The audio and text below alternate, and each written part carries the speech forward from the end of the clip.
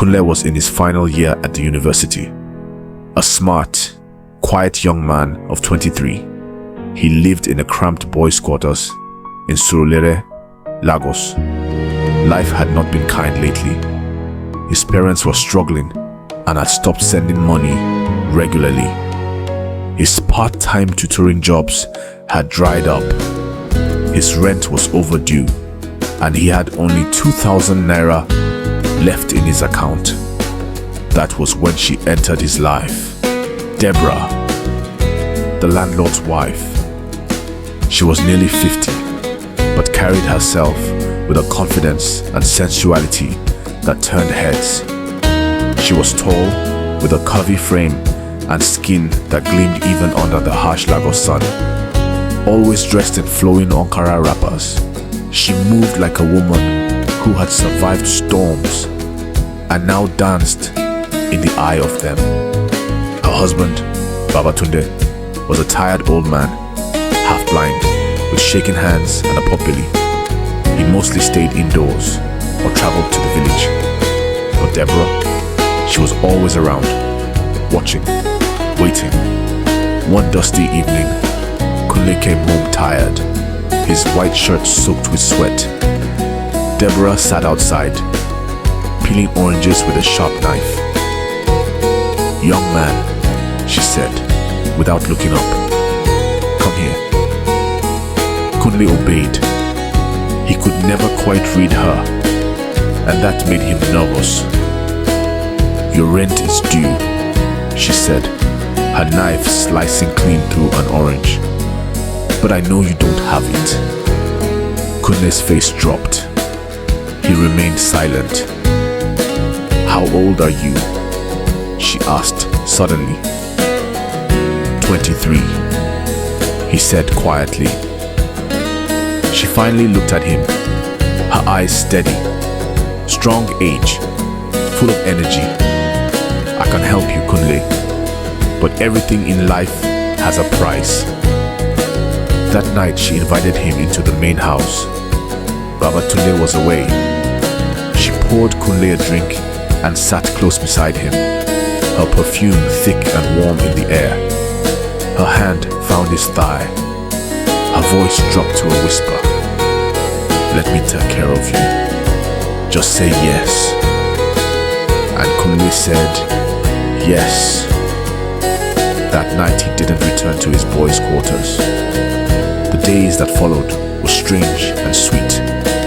Deborah gave him money, fed him, slipped him little gifts, a new shirt, a pair of shoes.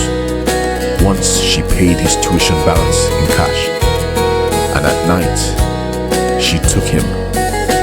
Her kisses were desperate, her grip fierce. She touched him like a woman starving. She moaned his name like a song she wasn't supposed to sing. Kunle kept telling himself it was just temporary, just survival. But each morning, he woke feeling smaller, dirtier, less like himself.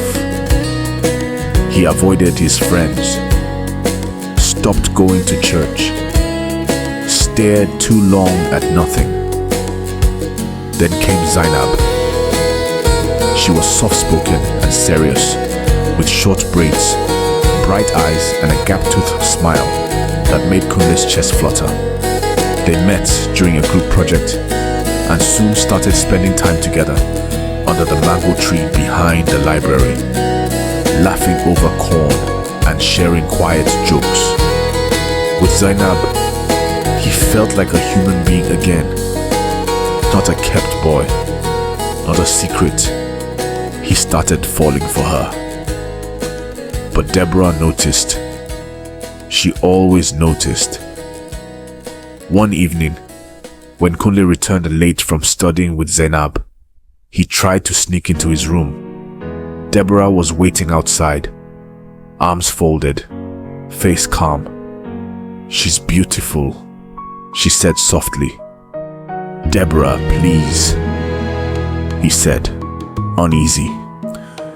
She stepped forward and slapped him, hard and clean across the face.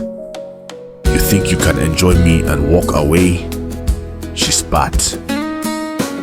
Deborah, we had an understanding. It was just. She cut him off with a bitter laugh. I gave you everything. You think a small girl with no hips can replace me? He walked past her without another word. But her eyes, as he left, were full of fire. 3 days later, Zainab stopped talking to him. She ignored his texts, walked past him on campus like he was invisible. He didn't understand until a friend of hers whispered it in class. Someone sent her screenshots. You with another woman in bed. Kunle's face went pale. Who? The girl shrugged. Nobody knows. But the woman in the pictures. She looked much older.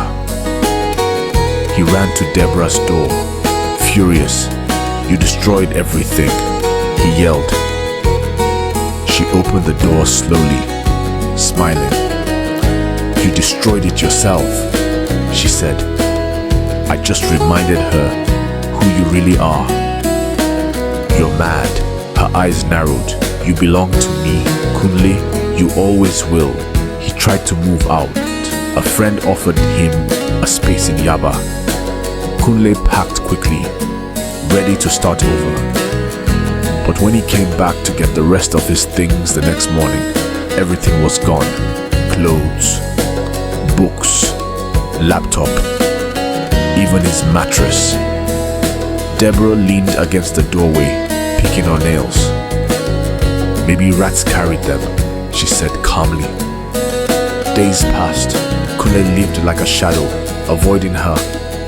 But she kept knocking at odd hours, waiting, leaving food by his door. He didn't touch it. Then Babatunde returned from the village. He called Kunle into the main house one morning. Young man, the landlord said, his voice thin and dry. I hear things. This house, it hears things too. Kunle sat, stiff, saying nothing. Babatunde reached under the table and pulled out a voice recorder. I've heard enough. You have till tomorrow to leave this house, or I go to your department. Let them know what kind of boy you are. That night, Deborah came to Kunle's room again, crying. He wants to send you away, she whispered. Don't let him. I'm done, Kunle said.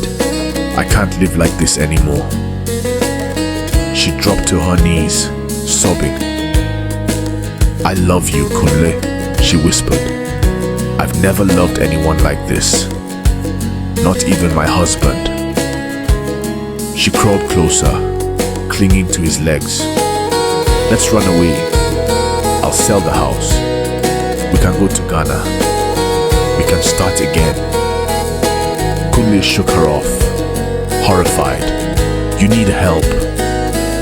She rose slowly, her face hard. Then die in your poverty. The next morning, Kunle left with nothing but a backpack and his phone. He moved in with his cousin in Ketu, sleeping on the floor and eating once a day. But he was free.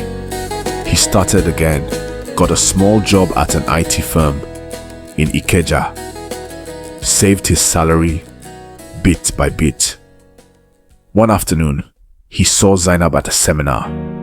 She looked beautiful, graceful as ever. He sent her a long, honest message. She replied 2 days later. I wish you well, she wrote, but I can't forget what I saw. I'm not angry, just disappointed. He didn't blame her. Sometimes, when Kunle passed through Surulere, he would walk by the old house. The gate was locked, the paint peeling, grass, tall and brown. He never saw Deborah again. But at night, in the silence of his new room, He sometimes dreamed of oranges, sweet and sharp, and a woman peeling them with a knife that knew too much. And every time he woke, his chest felt heavy and cold.